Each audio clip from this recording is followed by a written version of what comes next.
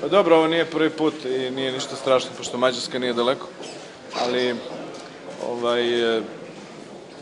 to jeste zaista bezbednosni problem i predstavlja problem i sa aspekta ministarstva kojim ja rukovodim, zato što postoje i letelice koje se nalaze u okviru Ministarstva unutrašnjih poslova, kao što su helikopteri, koji se veoma često koriste za kada dođu posete stranih državnika i to je zaista jedno bezbednosno pitanje broj 1. Kako će se dalje, ja ne želim da se ovo tumači na takav način da sada u uslovima krize neko pokušava da kupi neke nove avione i nova prevozna sredstva, ali mislim da se mora, iz bezbednosnih razloga ćemo doći u situaciju da neke od tih letelica više neće moći da budu u upotrebi.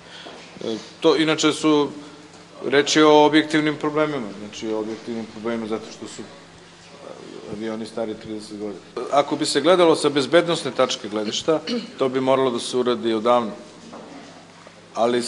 ako gledate sa aspekta javnosti,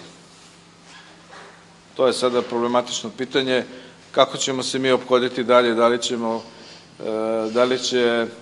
neko imati hrabrosti da to uradi i pored toga što će biti kritike javnosti, ili ćemo, nažalost, doći do situacije kada nećemo moći više da kontrolišemo sve ovo. Razmatrano je to pitanje više puta, ali uvek je odlagano imajući u vidu ekonomsku krizu u kojoj se nalazimo. Imajući u vidu da bi možda, verovatno, građani Srbije na to ne bi gledali blagonaklono, ali ovde ovo već postaje bezbednosni problem.